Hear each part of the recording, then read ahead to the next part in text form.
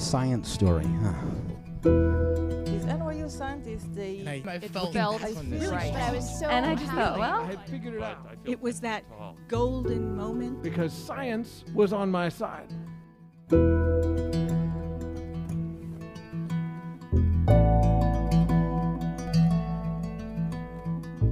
Hey everyone, welcome to The Story Clutter, where true personal stories about science help us explore just how weird and wonderful it is to exist in this world and be a human. I'm your host, Misha Gajewski, and today, in honor of OCD Awareness Week, we're featuring two stories that shed light on the realities of living with obsessive compulsive disorder. It is our hope that by sharing these stories that we can help dispel some of the myths about obsessive compulsive disorder and break down the stigma around mental illness. Our first story today comes from Biomolecular Science student Hannah Hedelius. Her story was recorded last year at Boise State University. Here's Hannah.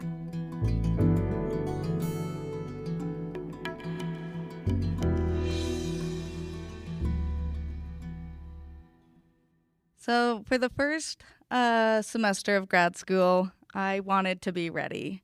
I sat in the front row. I had my laptop open with my textbook pulled up. My iPad was ready for notes. My phone had iClicker on. I mean, Apple could have sponsored me. I was very ready. And the professor starts to dive into cell biology and macromolecules. And then all of a sudden, there's a hiccup. And it's literally right behind me, as if someone leaned forward and put their mouth right next to my ear and hiccuped. And I immediately felt my body tense and my eye began to twitch. And then it was quiet and I was okay. And then hiccup. And again and again. And I remember sitting there thinking, what an asshole. Which I know sounds like a really strong response to the poor kid sitting behind me trying to learn and got the hiccups. But for me, it felt like I was on fire. Like there was flames on top of flames and I couldn't put them out. I mean, I was doing everything I could do to focus. I was clenching my fists, failing to do anything but leave sores on my palms. It was just hiccup and hiccup and hiccup. All I wanted to do was run and scream and fight and cry. And instead, it felt like hours just sitting there doing everything I could do to resist every urge to shut out the noise. It felt like hours just sitting there and everything was a blur. But as soon as I saw other students start to pack up, I immediately left. I went straight to my work office and I shut my door and I just cried. I cried and cried over a silly little hiccup. And as soon as I was able to start catching my breath, I called my doctor because clearly there was something wrong with me. And it felt like a tiny little virus that was seemingly invisible, yet it just was creating havoc and mayhem and madness all along its path. And I've been known to give people a couple dirty looks if maybe they chew too loud or blow their nose at the table or sniffle or breathe or, make unnecessary noise. I give them a look, yeah. But usually I can remove myself from those situations. I can say something or put my headphones in or simply just leave. But how was I supposed to tell this random student behind me to shut the hell up without being mean? And I couldn't leave because I was really trying to pay attention to the lecture, but I couldn't even remember anything that took place after the hiccups started. I remember sitting there just feeling completely out of control. As I'm sitting in the doctor's office, I'm retelling the story, and once again, I'm just overcome with these crazy emotions over a hiccup. And the doctor, she's looking at me, and she hands me the box of tissues, and I'm trying to wipe away my tears. And she goes, Hannah, are these noises real? Like, can everyone else hear these sounds too? And I'm looking at her, just desperate for someone to understand what I'm going through. And I'm begging her to understand me when I say, look, I'm not crazy. I swear the student behind me makes noises. I need you to tell me what's going on. But I left the doctor's office just feeling completely hopeless. She said she's going to talk to her colleagues and would maybe give me a call. Well, the next day I hear from her nurse, and her nurse tells me that I have something called misophonia. It's a disorder where individuals react strongly to certain noises, and they suggested I talk to the psychiatrist to learn a little bit more about this disorder. Well, I do what anyone does, and I Google, and I call my sister, and I tell her that these doctors are being crazy. My hormones are out of whack, and they just won't order the lab work. And we spend a lot of time on FaceTime laughing about the Google searches. And I remember one Google search making us laugh a lot because it said misophonia was common in people with OCD. And I am an incredible mess. I mean, my room is terribly messy, so there was just no way I could have OCD. But I suck it up. I go see the psychiatrist, and I'm retelling my story. And about 5 minutes in, he tries to sneakily grab a piece of paper out of his filing cabinet. And he's acting real nonchalant, and he's writing some notes down. But then his questions start to get oddly specific.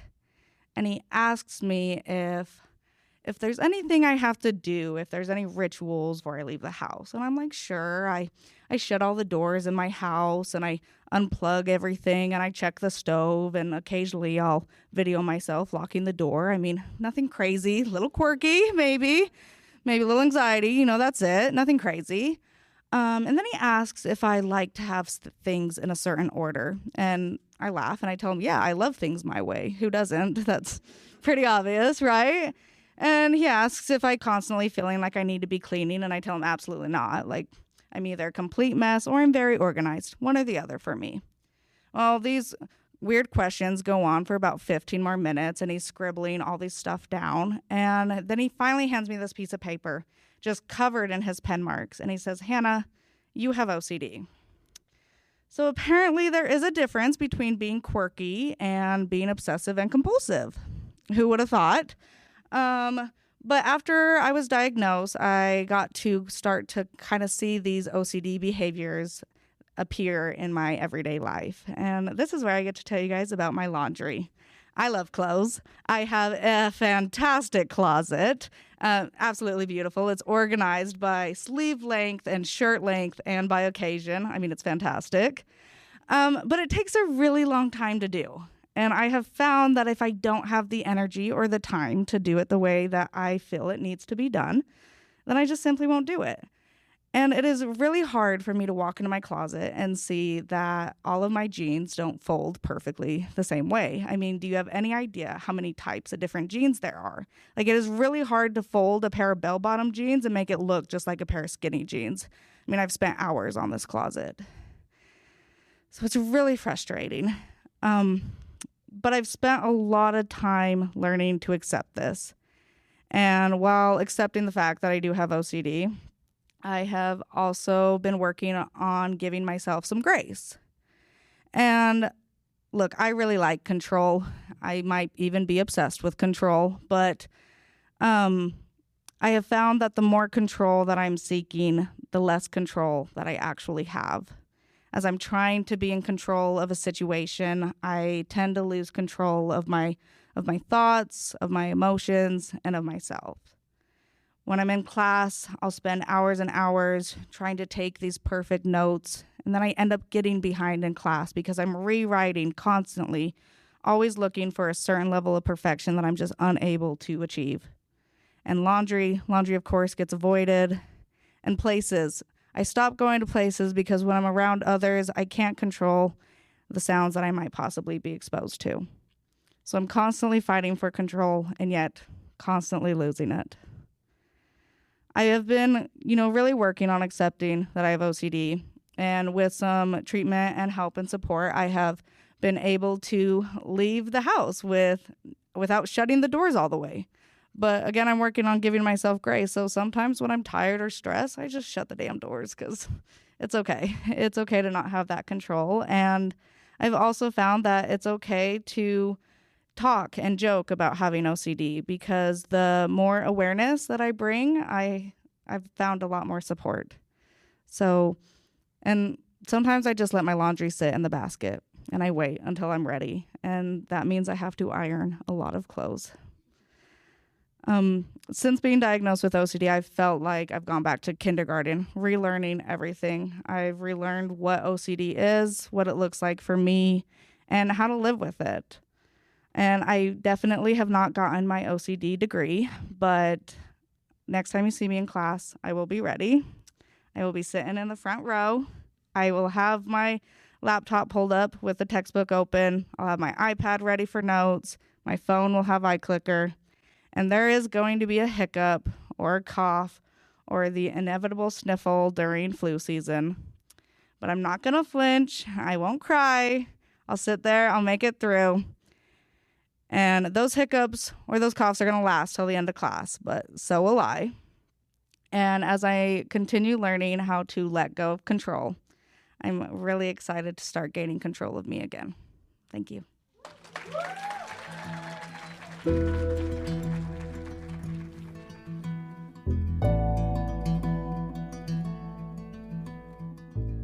I really love how this story illustrates how varied the symptoms of OCD can be. Like, who would have thought being so annoyed by a classmate hiccuping would lead to an OCD diagnosis? Not me.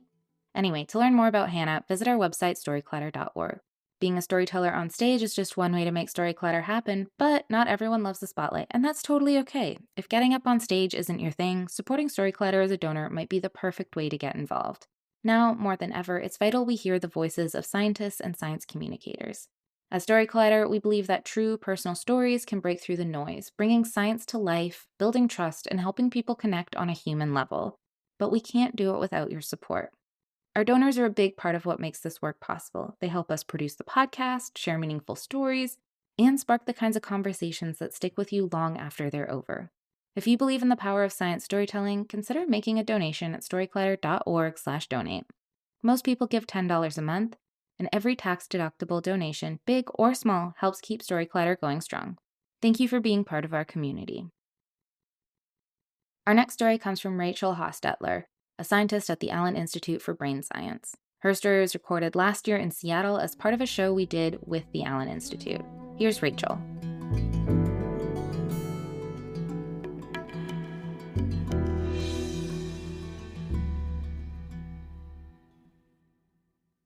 Every wet lab scientist probably knows this feeling. You come home from work after a super long day in lab and you're ready to lay down and go to sleep and, have nice dreams. But the instant you shut your eyes, a thought pops in your head. Did I shut the -80 freezer all the way? For the non-scientists in the audience, -80 freezers are set at -80 degrees Celsius. They're extremely powerful. They hold decades of research in them. And when they fail, it's like a huge disaster in the lab and it's an emergency. So sometimes you have thoughts in your head about, did I shut it all the way? And for some scientists, the next thought is, well, of course I did. It has an alarm. The alarm would have gone off if I didn't shut it all the way, and it's fine. I'll go to lab tomorrow.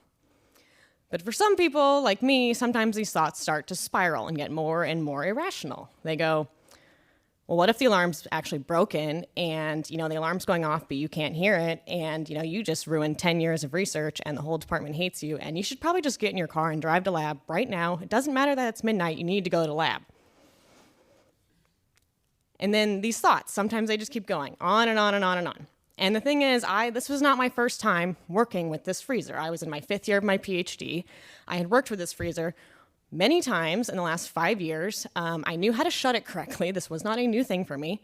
But I started getting, these thoughts. And these thoughts started happening in 2020, right after the pandemic started. And I know for a lot of people, the pandemic sort of just changed everything. Our worlds went upside down. And my world definitely went upside down.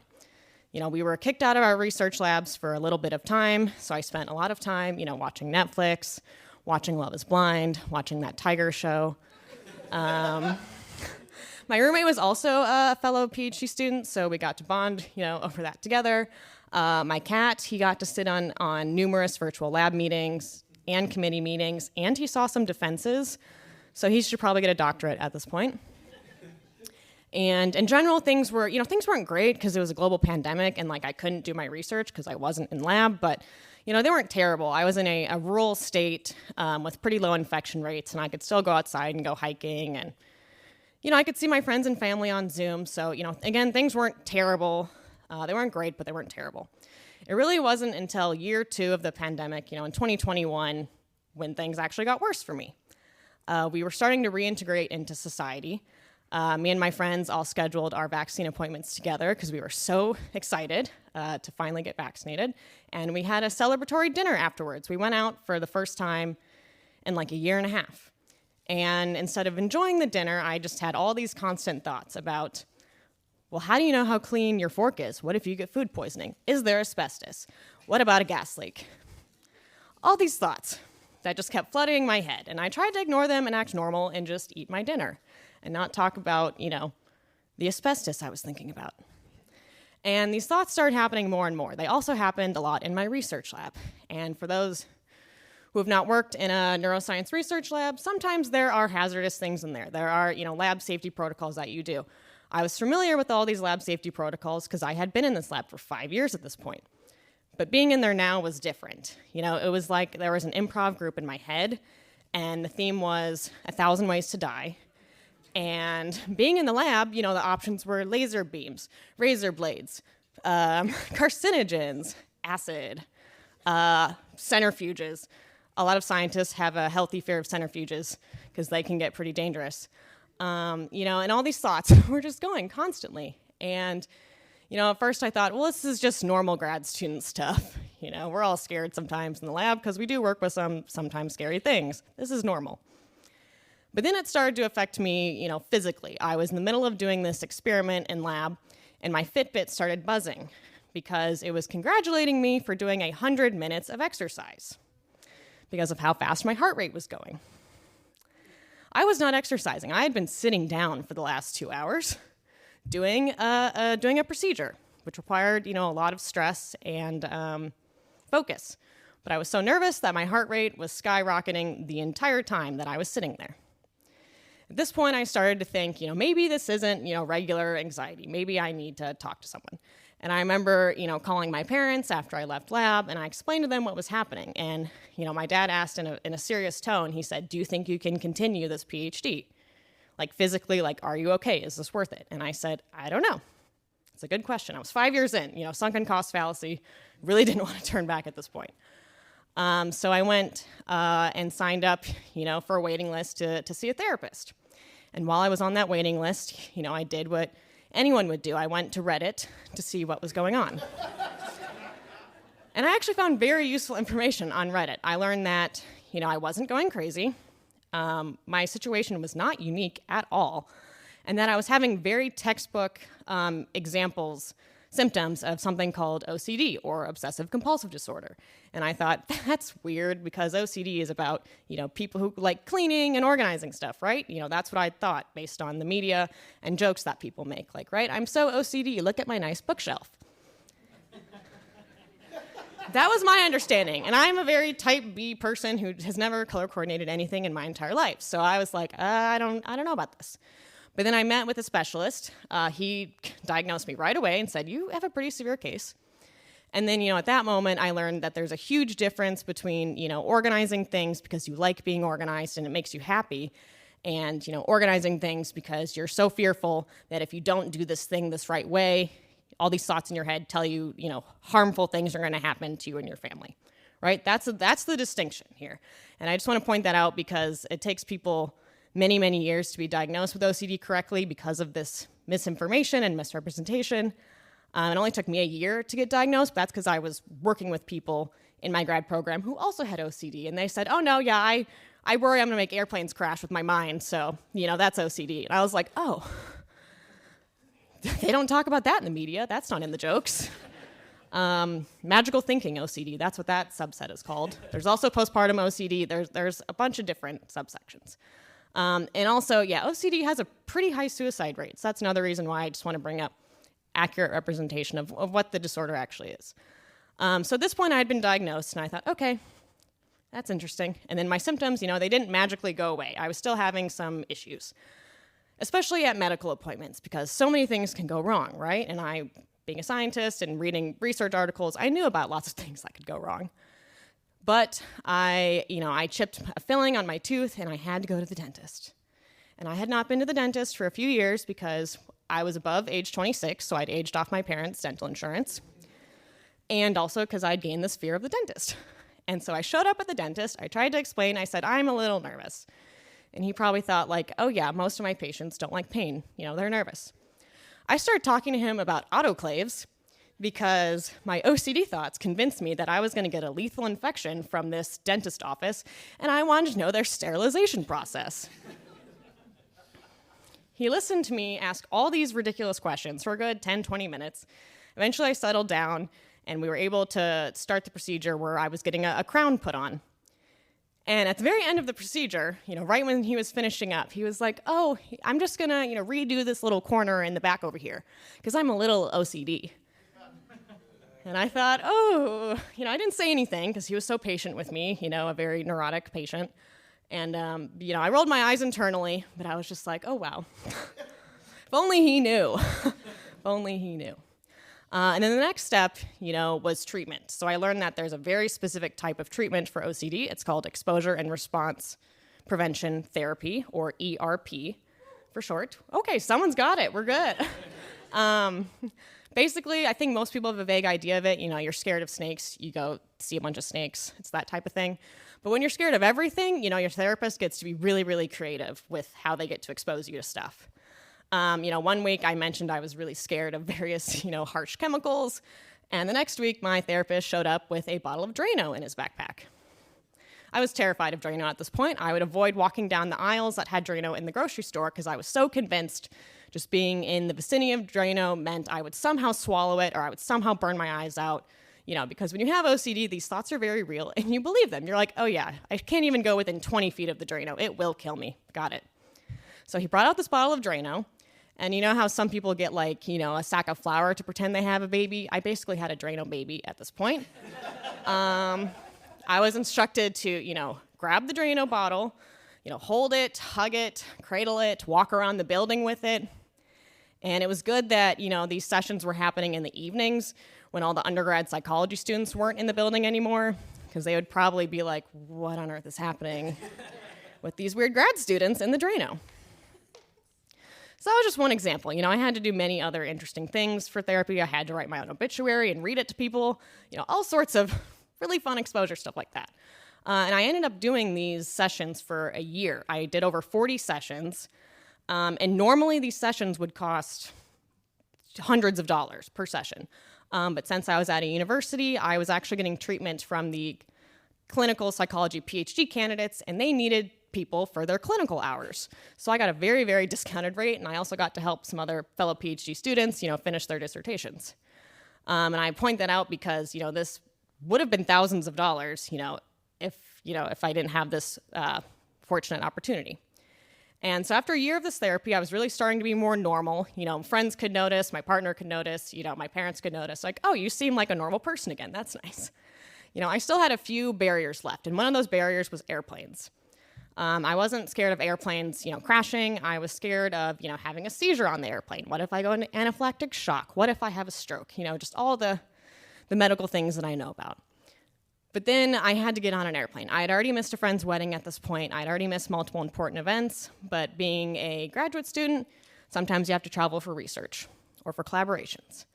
And my PhD advisor said we were invited to do a collaboration with electron microscopy, which I was super stoked about. But the collaboration was located in Japan. And so I would need to get on an airplane, fly across the Pacific by myself to another country. And my gut reaction said, no, I can't do that. And sometimes when you have OCD, you cannot trust your gut reaction because it's usually an intrusive thought that's not correct. So I had to spend a good week or two with myself debating, should I actually go to Japan? And the answer was, of course. It was an amazing research opportunity. I was, there was funding available. I got to do cool science and, learn a new culture. So spoiler, I got on the airplane. It was the longest flight of my life. It was 11 hours. The lady next to me was also very anxious, so that was fun.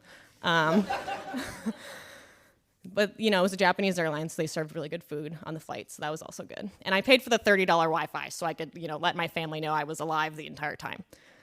But besides that, I made it, I landed, we did our cool research project, and there was a moment where I had, some vacation time by myself for a day. And I went up to this lake near Mount Fuji, and I went on this boat tour, because I wanted to explore.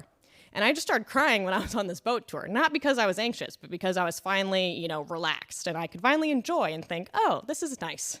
It's nice to be on a boat in a foreign country, and enjoy the mountains and not be so scared all the time. And I called my parents at that point, let them know how I was feeling. And, my mom was very proud of me. And my dad said, that you're not the same daughter I had 2 years ago. Like, you're an entirely new person. And he was right. And at that point, I had graduated from my therapy sessions. I was told, I was subclinical at this point. So I was good. And I was able to go back home, wrap up my PhD work. I actually interviewed for a job at the Allen Institute, got offered the job, accepted it, finished my PhD, drove across the country to Washington. Everything ended up great. And if you go back and if you, in my PhD acknowledgments, not only do I have my mentors and faculty and family and friends who I have written in there, I also have my OCD therapists, Chris and Hannah, written in there because none of this would have been possible without them. Thank you.